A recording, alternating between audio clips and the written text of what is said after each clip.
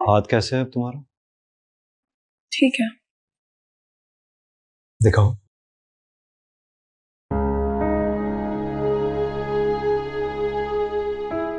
आपको मेरे लिए परेशान होने की जरूरत नहीं है। तुम चाहे कितना ही खुद को मुझसे अलग कर लो, हकीकत यही है कि तुम मेरी जिम्मेदारी हो। तुम्हारी खुशियों का ख्याल रखना फर्ज है मेरा, और अपने फर्ज से कोताही नहीं करूंगा।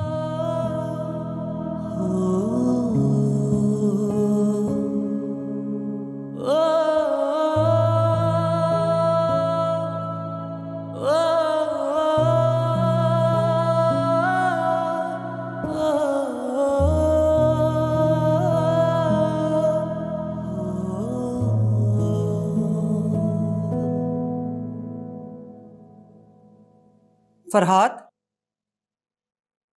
आप इस्लामाबाद से कब आई?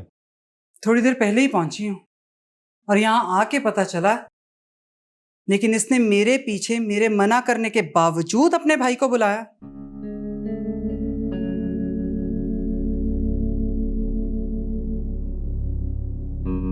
इन्हें कैसे पता चला है?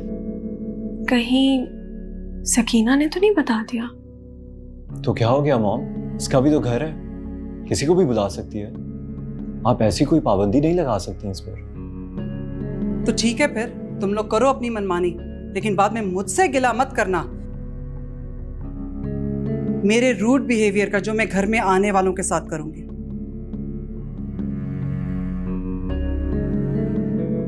और अगर तुम अपने घर वालों की इज्जत चाहती हो तो उन्हें मेरे घर से दूर रखो, समझी?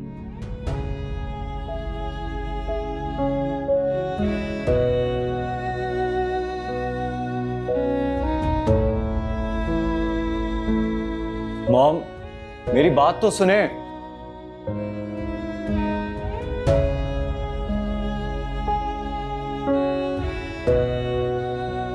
तुम टेंशन नहीं लो। बस सही है।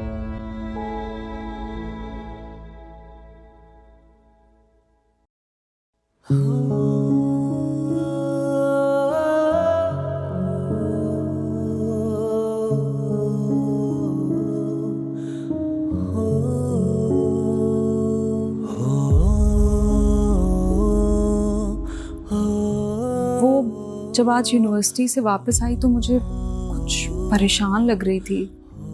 मैंने उससे पूछा तो कहने लगी कि पढ़ाई का स्ट्रेस है, पर मुझे तसल्ली नहीं हुई। मैं उसके कमरे में गई तो क्या? तो मैंने देखा कि वो रो रही है। इकरार, उसके हाथ में फोन था और वो बच्चों की तस्वीरें देख रही थी।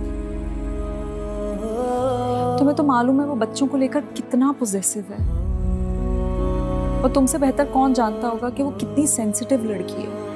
वो शायद किसी से कुछ नहीं कहेगी, पर अंदर ही अंदर वो घुट रही है। उसने तुम्हारे लिए अपनी जिंदगी की सबसे बड़ी खुशी कुर्बान कर दी है। बदले में तुम्हारा भी फर्ज बनता है कि उसकी खुशी का ख्याल रखो। सोचना जरूर इस बारे में इकरार। उसे खुश रखना तुम्हारा फर्ज है।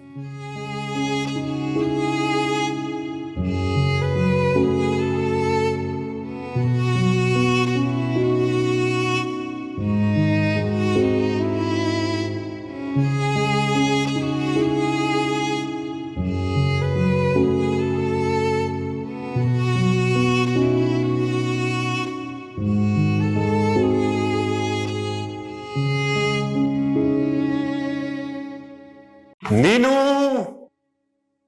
नीनू, सुनो सुनो सुनो सुनो सुनो, मुझे तुमसे एक जरूरी बात करनी है। अरे क्या हो गया है, बताओ तो। अच्छा छोड़ो तो, मैं गिर जाऊंगी। अरे नहीं गिरोगे तुम। अरे खैरियत तो है।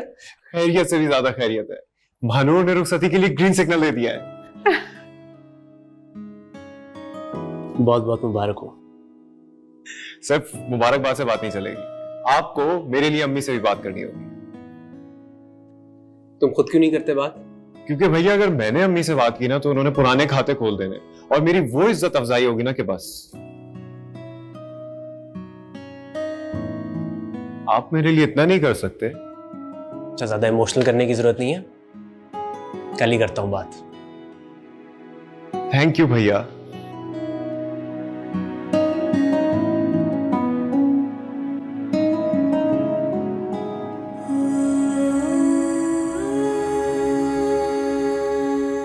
तुम्हारा दिमाग तो नहीं खराब हो गया?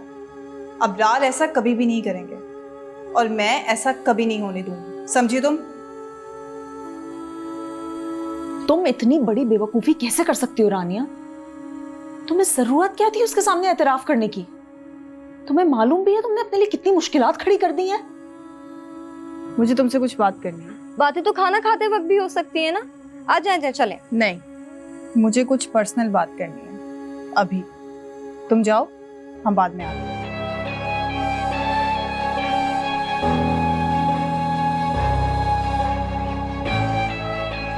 फिर क्या बात की होगी मानू ने अबरार से?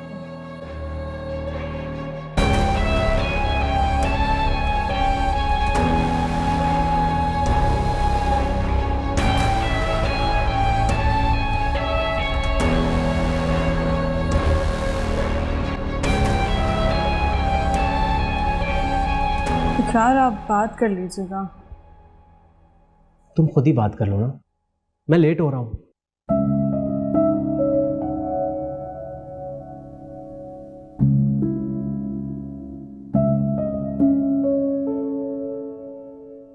अस्सलाम वालेकुम अम्मी। वालेकुम सलाम। खैरियत? सब ठीक तो है ना बेटा? जी सब ठीक है, आपसे कुछ ज़रूरी बात करनी थी। बोलो। अम्मी, माशाल्लाह से अबरार बिजनेस में भाईजान को हेल्प आउट करने लगा है, तो मैं सोच रहा था कि क्यों ना अबरार और महानूर की रुखसती कर दें। वैसे भी काफ़ी टाइम हो गया उनके निकाह को। रुखसती में देर उन दोनों ही की वजह से हुई है बेटा। शादी को खेल समझ रखा है उन लोगों ने। अब अगर हम बात बढ़ाने के लिए उनके घर जाएंगे और अबरार या मानून में से किसी एक ने इनकार कर दिया तो? ऐसा कुछ नहीं होगा अम्मी, मैं खुद बात करूंगा अबरार से। हमें मजीद इनकी शादी को डिले नहीं करना चाहिए। मैं चलता हूँ ऑफिस।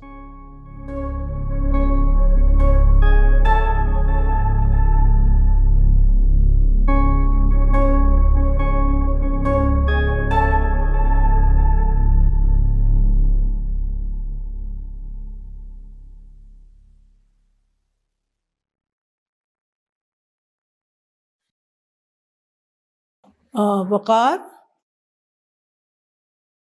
बेटा, एक मिनट, वो ज़रा दफ्तर से आज जल्दी आ जाना, ठीक है? वो आफरीन के घर जाना है ना। देखो, निकाह को बहुत दिन हो गए, शादी को उस तरह से बीच में लटका के तो नहीं रख सकते ना। वहां जाने से पहले एक दफा अबरार से जरूर बात करनी, ऐसा ना हो पहले की तरह कोई इशू खड़ा कर दे। नहीं नहीं, ऐसा कुछ नहीं होगा। इकरार ने यकीन दिलाया मुझे और वो अबरार से खुद बात कर लेगा। देख लिया तुमने रानिया, तुम्हारी बेवकूफी की वजह से दोनों दूर होने के बजाय और करीब हो रहे हैं। आफरीन बेटा, तुम भी चलना हमारे साथ। आफरीन। जी आंटी। क्या बात है, कुछ परेशान सी लग रही हो? जी बस वो मानो की वजह से ही परेशान हूँ। अबरार की वजह से वो पहले भी बहुत हर्ट हो चुकी है, अब दोबारा ऐसा कुछ ना हो। देखो, अगर अम्मी कह रही हैं कि इकरार हैंडल कर लेगा तो तुम्हें परेशान होने की जरूरत नहीं है।